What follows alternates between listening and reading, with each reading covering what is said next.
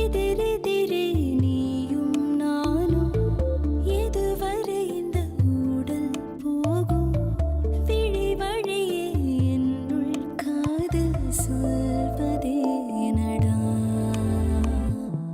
விடை தெரியா பேதை நெஞ்சை கொள்வதே நடா பூவே பூச்சூடவா பூவே பூச்சூடவா பூவே பூச்சூடவா பூவே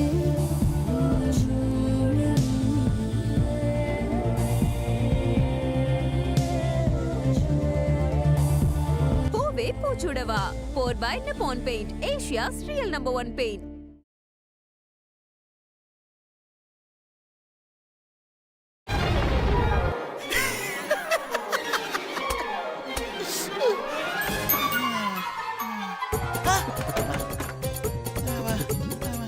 ஐயோ அம்மா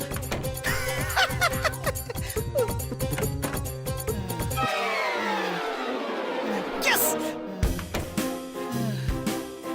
கடவுளே நீ கிரேட்.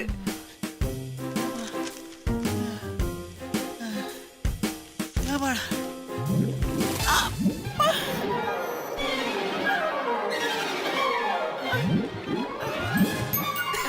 ஐயோ ஐயோ அம்மா கிளவி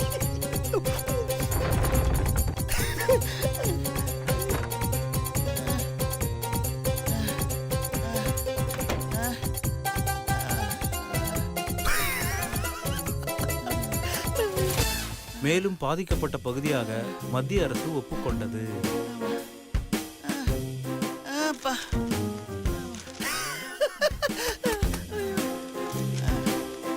என்னத்த ஏதோ தியேட்டர்ல உட்கார்ற மாதிரி நுனி சீட்ல உட்கார்ந்துருக்கீங்க? நல்லா சாஞ்சி உட்காருங்க. இறங்க மாட்டோம் ஆசையா மாப்பிள்ள எப்படி உட்காரணும்னு முடியல மாப்பிள்ள. ஐயோ அப்பா அம்மா ஏன் அத்த என்னாச்சு? நீங்க என்ன சொல்றீங்கன்னு எனக்கு ஒண்ணுமே புரியல அத்த. வாய்க்குள்ளே பேசுறீங்க. ஐயோ மாப்பிள்ள என்னால முடியல மாப்பிள்ள. ஏன் அத்த என்னாச்சு? அந்த முத்து பைய அதான் பிஸ்தா முந்திரி எல்லாத்தையும் போட்டு கலக்கி பால் கொடுத்தா மாப்பிள்ள. அது குடிச்சு வயித்த கலக்கிடுச்சு மாப்பிள்ள. உள்ள போன பாதாம் பிஸ்தால வெளியில வந்துச்சு குடிச்சதெல்லாம் மாப்பிள்ள. வெளியில வந்துருச்சா? என்னத்த சொல்றீங்க? அட, நீங்க வேற மாப்பிள்ள ஏன் அவசரம் புரியாம கேள்வி கேட்டுட்டு இருக்க? ஐயோ அப்பா இருங்க.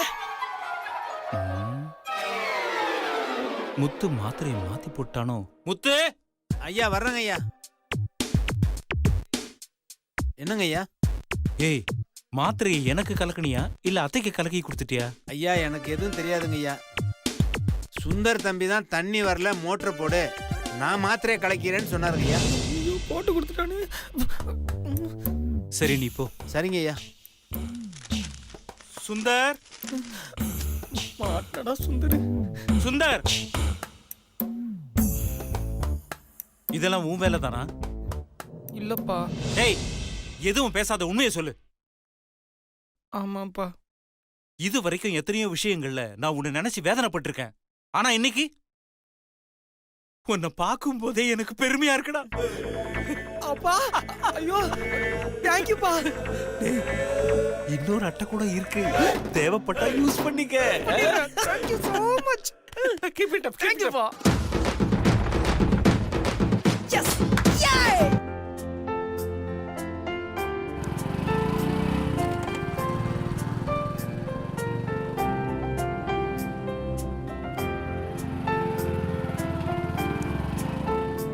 ஹாய் அனு. ஹாய்.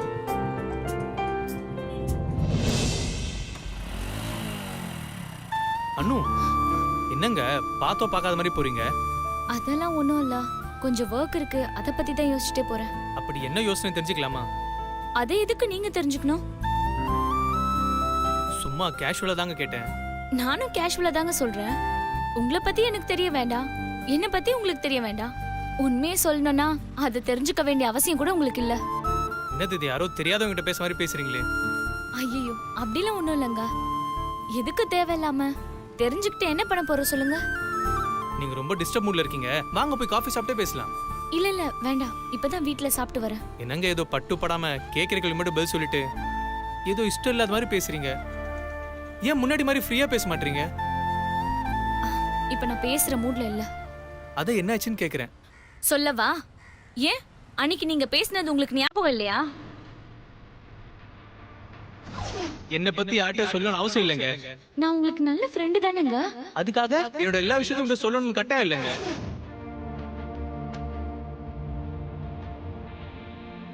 சாரிங்க, அந்த விஷயத்துல மட்டும் என்னால என்ன கண்ட்ரோல் பண்ண முடியலங்க. சரி, இப்ப எங்க போறீங்க?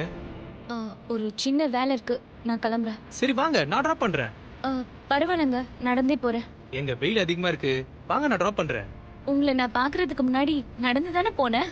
இன்னைக்கு டிராப் பண்ணுவீங்க, நாளைக்கு டிராப் பண்ணுவீங்க, அப்புறம் என்ன டெய்லி யார் டிராப் பண்ணுவா? அப்ப நடந்து தானே போனோம். எனக்கு நடந்து போய் பழகிடுச்சு, நான் நடந்தே போறேன். அது இல்ல நூ. இங்க பாருங்க, எனக்கு முக்கியமான வேலை இருக்கு, நான் கிளம்புறேன்.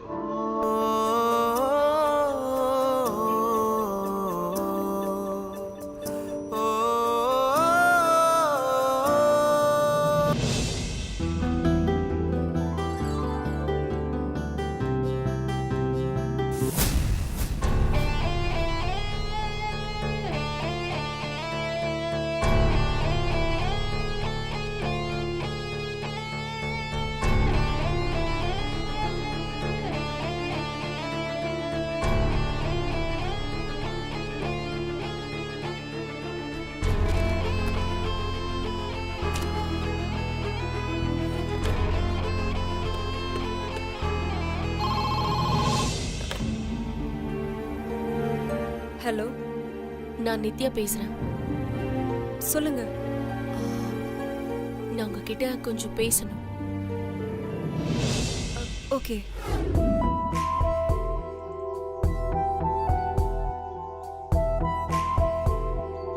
சொல்லுங்க, என்ன விஷயம்? சிவாவும் நானும் க்ளோஸா இருக்கிறத பத்தி நீங்க தெரிஞ்சுக்கணுமா? அச்சாச்சா, அதெல்லாம் ஒண்ணும் இல்ல. நான் கேஷுவலா தான் ஃபோன் எடுத்தேன், அவ்வளோதான். நீங்க தெரிஞ்சுக்கணும்னு நினைச்சீங்கன்னா நான் உங்ககிட்ட ஒரு விஷயம் சொல்லணும்னு நினைக்கிறேன். என்னது அது? நான் ஏன் சிவாவை கல்யாணம் பண்ணிக்க கூடாது?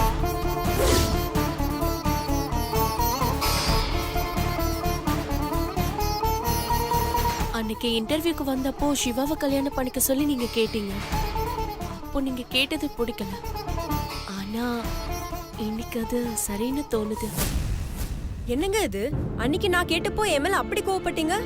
உங்க வீட்டுக்கு வந்தப்போ சிவா பேரு கேட்டாலே அப்படியே எரிஞ்சு விழுந்தீங்க. ஆனா இன்னைக்கு சிவாவை கல்யாணம் பண்ணிக்கிறேன்னு சொன்னா என்ன அர்த்தம்? இவ்ளோ ஷார்ட் பீரியட்ல நீங்க இப்படி மாறினதுக்கு காரணம் என்ன? எனக்கு புரியல.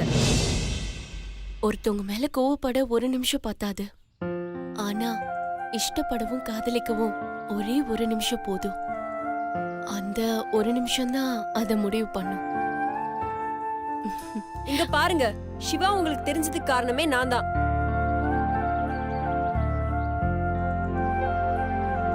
சிவாவை நீங்க கல்யாணம் பண்றதுக்கு நான் காரணமா இருந்தா அப்புறம் நாளைக்கு ஏதாவது பிரச்சனை வந்தாலும் அதுவும் என்னதான் சேரும். ஒருத்தவங்க கூட வாழணும்னா அவங்களுக்கு அன்பு, பாசம், அட்ஜஸ்ட்மெண்ட் இதெல்லாம் இருந்தாதான் சந்தோஷமான வாழ்க்கை வாழ முடியும். ஆனா நான் சிவாவை பார்த்த வரைக்கும், அவர் கூட பழகின வரைக்கும் சிவா அப்படிப்பட்ட ஆளே கிடையாது. எங்க அக்கா கல்யாணம் சீக்கிரம் நடக்கணும்னா அதுக்கு சிவா கல்யாணம் நடக்கணும். அதுக்காக யார் எப்படி வேணா போட்டோன்னு எங்க அக்கா கல்யாணம் நடந்தா போதும்னு என்னால இருக்க முடியாது. அந்த கில்ட்னஸே என்னை கொன்னுடும். அதுக்காக தான் நான் சொல்றேன், சிவாக்கு ஒரு பொண்ணு கிட்ட எப்படி பேசணும்னே தெரியாது. ஒரு பொண்ணு பேசுறான்னா அவ ஏன் பேசுறா, எதுக்கு பேசுறான்னு கூட புரிஞ்சுக்க முடியாதவர் தான் சிவான்னு என்னோட அபிப்பிராயம். இதுக்கு பேர் அபிப்பிராயம் இல்லைங்க. உங்களுக்கு அவரை பிடிக்கல. சிவாக்கு பொண்ணுங்க கிட்ட பேசவே தெரியாதுன்னு சொல்றீங்க. ஆனா இந்த ஒரு வாரமா என்கிட்ட அவரு எவ்ளோ அன்பா பேசினாரு. அது எப்படி? அதான் எனக்கும் தெரியல. இந்த விஷயத்துல என் மைண்ட் கூட பிளாங்க் ஆயிடுச்சு. இதுல எந்த கன்ஃபியூஷனும் இல்ல. யார்கிட்டயும் பேசாத சிவா என்கிட்ட பேசுறாருன்னா நிச்சயம் என் லைஃப் நல்லா இருக்கும்ன்ற நம்பிக்கை எனக்கு இருக்கு. சிவா கூட வாழறத பத்தி எனக்கு பயமும் இல்ல, அதுல எந்த பிரச்சனையுமே இல்ல. ஆனா எனக்கு நீங்க ஒரு ஹெல்ப் பண்ணணும். ஹெல்ப்பா? என்ன ஹெல்ப்?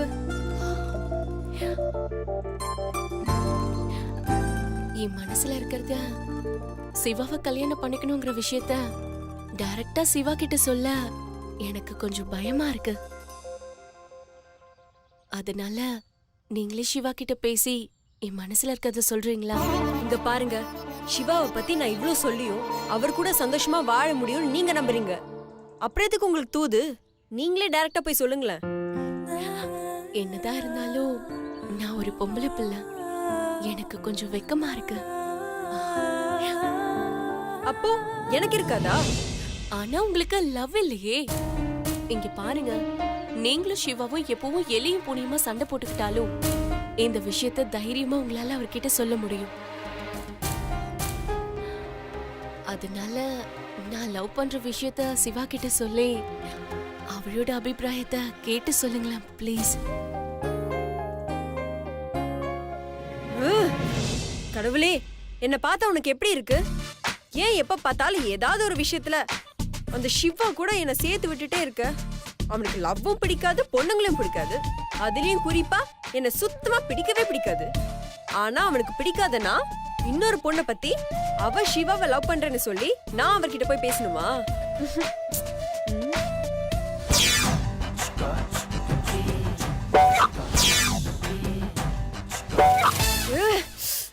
டாஸ்க் ரொம்ப டஃப்பா இருக்கு கடவுளே. என்ன பார்த்தா உனக்கு பாவமாவே இல்லையா? இது வேறயா? ஷோ.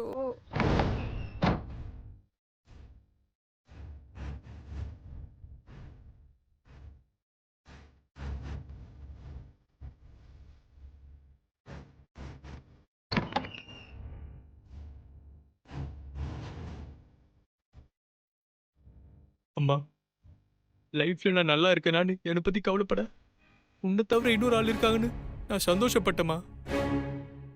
ஆனா எனக்கும் சிவாக்கும் உள்ள சம்மதத்தை சொல்லலன்னு அனு என்னை அவாய்ட் பண்றாமா.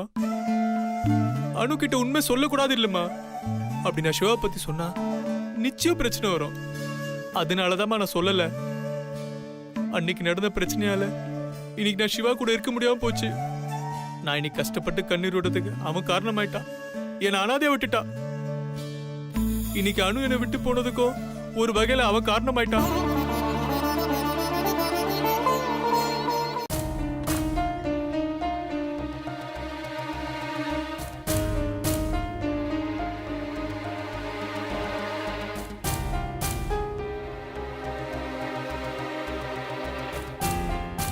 நான் ஏன் சிவாவை கல்யாணம் பண்ணிக்க கூடாது? நான் லவ் பண்ற விஷயத்த சிவா கிட்ட சொல்லி அவளோட அபிப்பிராயத்தை கேட்டு சொல்லுங்களேன் ப்ளீஸ். நித்யா சொன்னது சிவா கிட்ட சொல்லலாமா? நான் சொன்னா எப்படி ரியாக்ட் பண்ணுவாரு தெரியலையே. ஒருவேளை நான் சொல்லி அதனால வேணா சொல்லிட்டாருனா?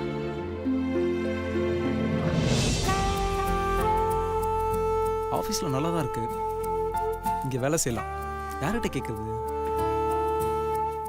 Excuse me, my name is Saravanan. Sakthi madam வர சொல்லியிருந்தாங்க. சார் நேரம் நில்லுங்க.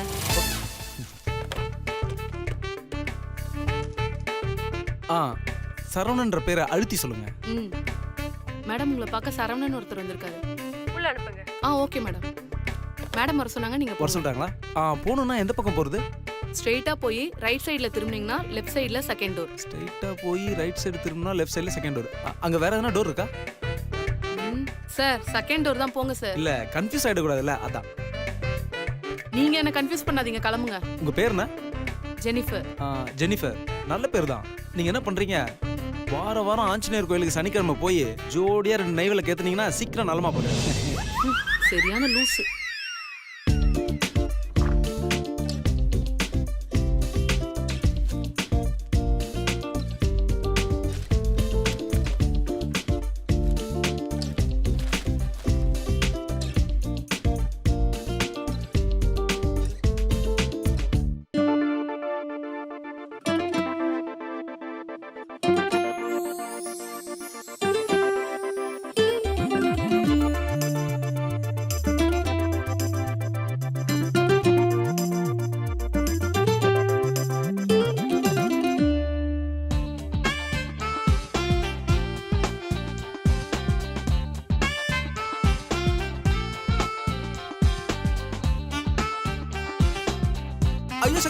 வெளியில உட்காந்துடாத.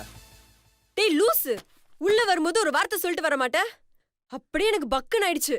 நம்மால் ரூம் தானே, எதுக்கு பர்மிஷன் கேட்டு வரணும்னு அப்படியே வந்து உக்காந்துட்டேன்.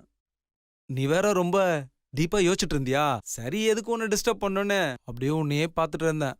அப்போ அப்படியே நம்ம காலேஜ் லைஃப்லாம் ஞாபகம் வந்துருச்சு தெரியுமா? நீ லைப்ரரியில உட்காந்து படிச்சுட்டு இருக்கும்போது நான் உன்னை அப்படியே வெச்சக்கண்ணு வாங்காம பார்த்துட்டு இருப்பேன்ல, அதெல்லாம் அப்படியே என் கண் முன்னாடி ஓடிச்சு. ஆமா, என் பெர்மிஷன் இல்லாம உள்ள வந்ததும் இல்லாம என் சேர்ல வேற உட்காந்துருக்கியா? என்ன சக்தி, நமக்குள்ள என்ன இருக்கு? இது உன் சேரா இருந்தானா என் சேரா இருந்தானா? நாம தான் இப்ப ஒண்ணுக்குள்ள ஒன்னாயிட்டோம்ல. சரி நீயே உட்காரு.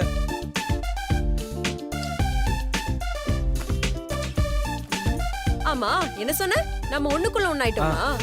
தம்பி, நீ திரும்பவும் பழைய மாதிரி ஆரம்பிக்கிற, பாத்துக்கோ. சத்தியமா சொல்ற, எந்த காலத்திலயும் உன்னை லவ் பண்ணவே மாட்டேன். நீ வீணா முயற்சி பண்ணாத, நீ நினைக்கிறது நடக்கவே நடக்காது. என்ன சக்தி, நீ காலேஜ் முடிஞ்சு போனப்போ நான் எவ்வளவு ஃபீல் பண்ண தெரியுமா? என்னடா நம்ம லவ் பண்ண பொண்ணு நமக்கு கிடைக்காமலே போயிட்டாலேன்னு. சரி ஒரு வேலைக்கு போய் நல்லா சம்பாரிச்சு ஒரு நல்ல பொண்ணா பார்த்து கல்யாணம் பண்ணலான்னு இருந்தேன். எப்போ உன்னை திரும்ப பார்த்தனோ அப்பவே முடிவு பண்ணிட்டேன், ஆண்டவன் எனக்கு இன்னொரு சான்ஸ் கொடுத்துருக்காருன்னு. இந்த தடவை என் சான்ஸை நான் மிஸ் பண்ணவே மாட்டேன். செருப்பால அடிப்பேன். என்ன சக்தி நீ, நான் எவ்வளவு ஃபீல் பண்ணி பேசிட்டு இருக்கேன், நீ நடனா செருப்பால் அடிப்பேன்னு சொல்ற. இங்க பாரு, நான் ஏற்கனவே செம்ம கடுப்புல இருக்கேன், நீயும் என்ன கடுப்பு ஏத்தாத. என்னாச்சு சக்தி, நீ அவ்வளவு டென்ஷனா இருக்க?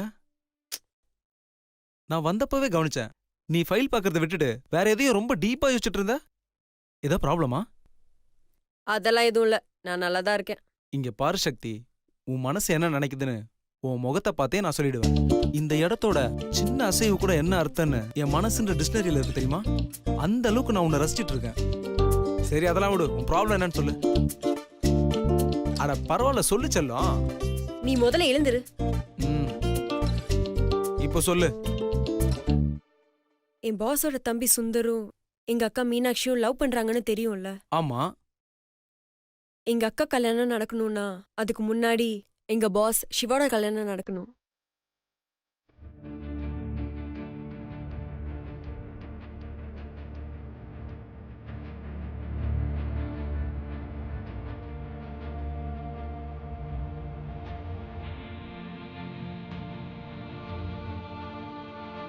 தன்னோட லவ் விஷயத்தையும் கல்யாண விஷயத்தையும் சிவா கிட்ட சொல்ல சொல்லி நித்யா என்ன ஃபோர்ஸ் பண்றா.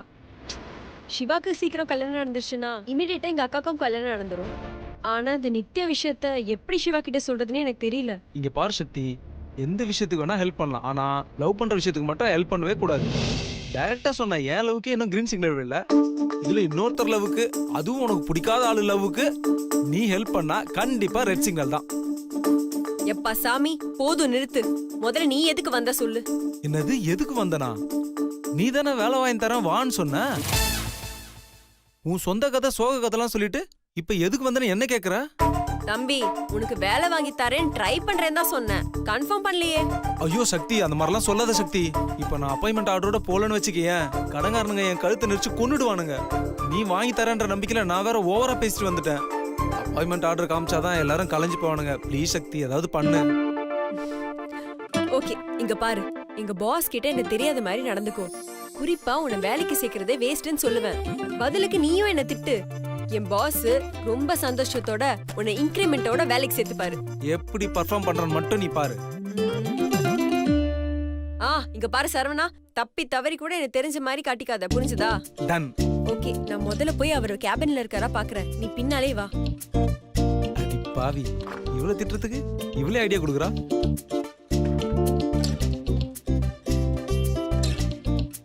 டேய் வாடா, இவன் அங்கே நின்னுட்டு இருக்கான். ஏய், உன்னை வான் தானே சொன்னேன். உன்னதான் எனக்கு தெரியாதுன்னு சொன்னல. ஏய் லூசு, உன்னை கேபின்ல தான் நடிக்க சொன்னேன், இங்க இல்ல. நான் இங்க இருந்து பர்ஃபார்மன்ஸ் ஸ்டார்ட் பண்ணிட்டேன். நீ என்ன என்னைய பார்த்துட்டு இருக்க? இனிமே நான் உன் கூடயே தான் இருப்பேன். பாஸ் இருக்காரான்னு பாரு, போ போய் பாரு. ஏய் லூசு, நீயே போற மாதிரி முன்னாடி போடா, நான் பின்னாலே வரேன். ஓ ஹலோ ஹலோ ஹலோ, எங்க போறீங்க? Hi sir, nice to meet you. Sorry boss, சொல்ல சொல்ல கேட்காம உள்ள வந்துட்டாரு. யாரு இவரு? Sir, by the way I am Saravanan sir. Basically நான் ஆர்டிஸ்ட் சார். நான் அழகா படம்லாம் வரைவேன் சார். செவத்துலையா ரோட்லையா? சாட்ல சார். உன்னோட இன்ட்ரோடக்ஷனை நிப்பாட்டிட்டு வந்த விஷயத்த சொல்லு. அதான் பாஸ், கம்பெனிக்கு பெர்மனெண்டா ஆர்டிஸ்ட் இல்ல, ஃப்ரீலான்சரா வர நரேந்திரன் டைம்க்கு கிடைக்க மாட்டேங்கிறாரு. ஸோ ப்ரொமோஷனுக்காக டிசைனர் வேணும்னு நீங்க தானே கேட்டீங்க, அதுக்காக தான் வந்திருக்காரு. ரெஸ்யூமே இருக்கா? இருக்கு சார். ம்.